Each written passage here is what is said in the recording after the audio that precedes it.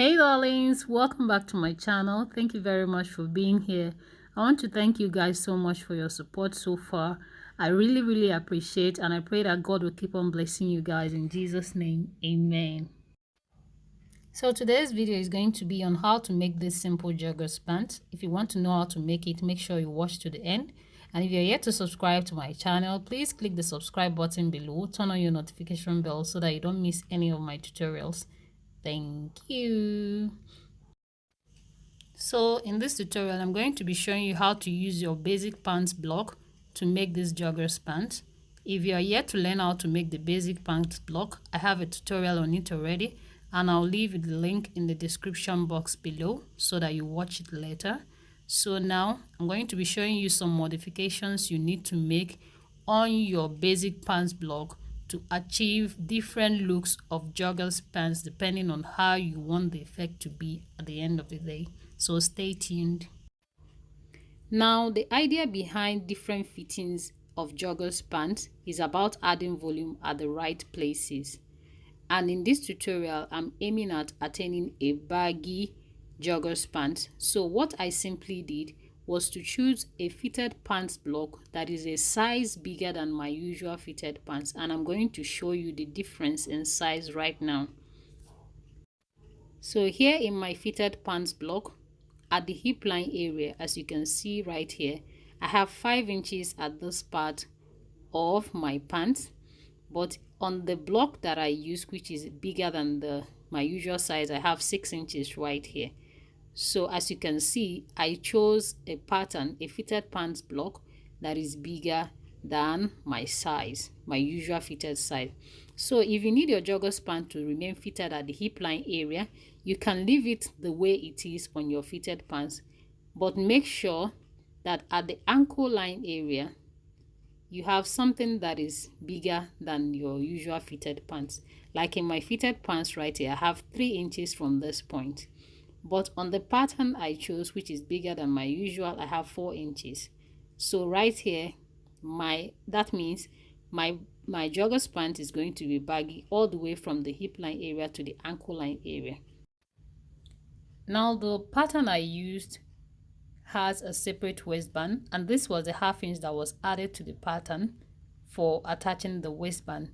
But the joggers I'm making does not have a separate waistband. So what I simply did was to place my pattern and align it properly.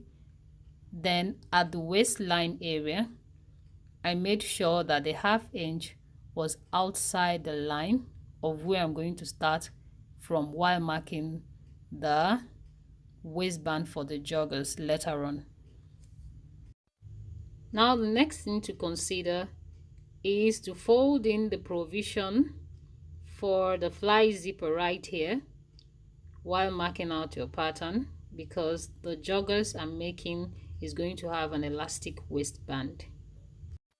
So now that we've arrived on how to choose the pants block for our joggers, the next modification will be at the waistline area. As you can see, the pants block we are using has a dart here, but we are not going to be sewing that on our joggers. Rather, we are using it as an advantage to broaden the waistline. So to add more volume to it for ease of wearing in and out, I'm going to further add 1 more inch to the waistline area. So from this point on, I'm adding 1 inch to this waistline area, and then I'm going to use my ruler to connect it from this point to this point.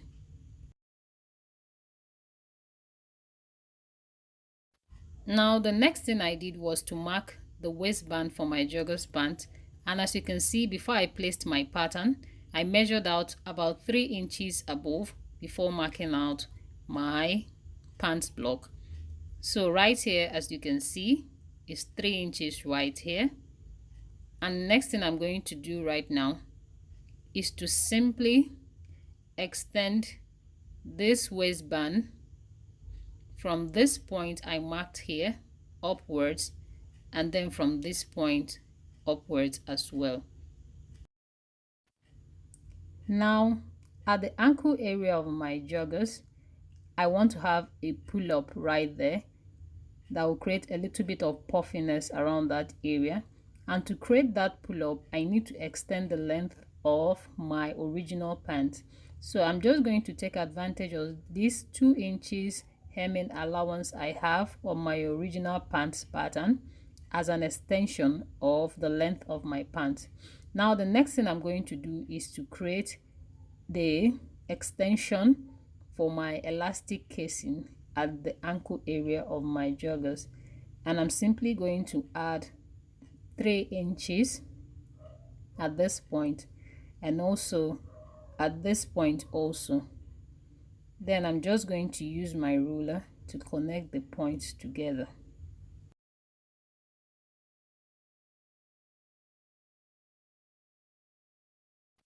Next, I'm going to connect the side seam and the inseam to the extended line. Then I'm going to cut out my front pants block. So now that we're done with the front piece, the next is the back piece, and now we're going to be making a similar modification to this area as well. And as we did for the front piece, I'm going to add 1 inch to the waistline and then connect it all the way to this point. Now the next thing I'm going to do is to also add the waistband, which is 3 inches above the block as we did for the front side. Then I'm going to connect this together, then extend it from the side seam and the crotch area.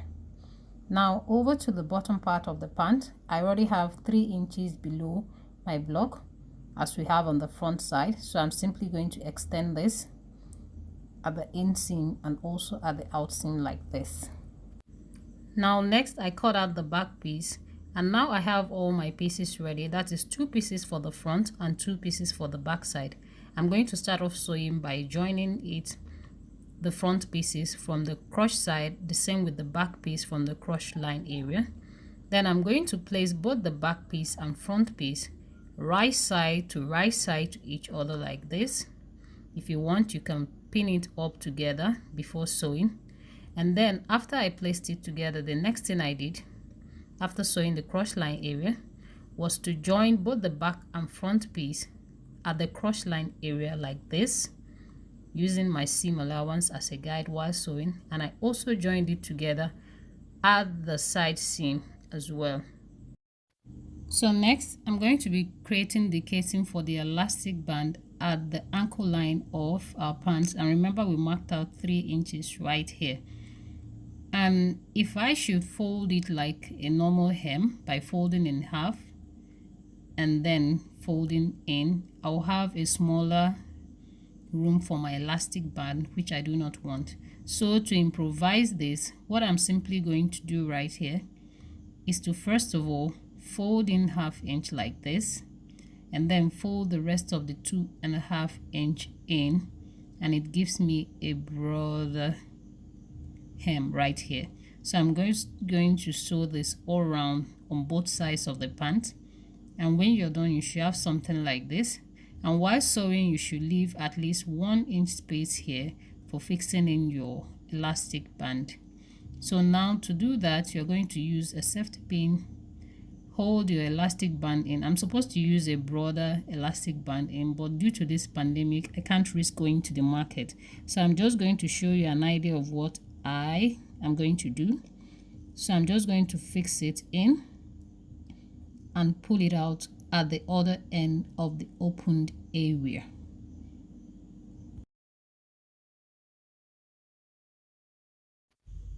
Now, after passing the elastic all around the ankle area, the next thing you're going to make sure of is the convenience of the elastic area while wearing it, making sure that the size is okay for you. Then you join the 2 ends of the elastic together, give it a stitch. Then you're going to cut off the excess part of the elastic band. Next, you're going to move this elastic band in, then you stitch close the open area. Now at the waistline area, I'm going to be creating facing for the waistband area, and to do that, I'm simply going to take the measurement of the waist circumference of this pant. I'm going to take a measurement all around, and with the measurement, you cut out a strap of fabric like this, adding 1 inch to it for joining the open ends together. So now, after doing that, the width of my facing is 3.5 inches.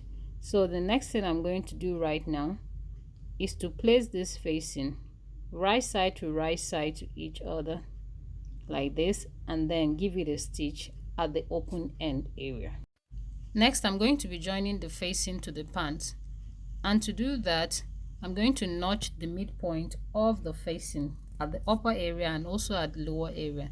Now, to join this to the pants, I'm going to be placing the right side of the facing to the wrong side of my pants at the center front like this, matching the notch areas together, and I'm going to sew it all around my pants. And after doing that, I have this. Now the next thing I'm going to do now is to fold in 1/2 inch at this point, matching the notch on the facing part with that of my pant front piece, and I'm going to pin it all around and then give it a stitch. So now that I've done that already, this is what I have, and I have my hole here to put my elastic band, and I'm going to do that using the same method I use for the ankle area. And after doing that, you're going to have something like this, and make sure that the elasticity is comfortable and convenient for you. And guys, your joggers pant is ready. You may choose to add an inseam pocket or a patch pocket to this, but at this point I'm satisfied with where I am right now. So thank you guys for watching. Hope you guys enjoyed this tutorial. Make sure you give it a thumbs up and share my videos. If you are yet to subscribe, please do, and I'll see you guys in my next. Bye.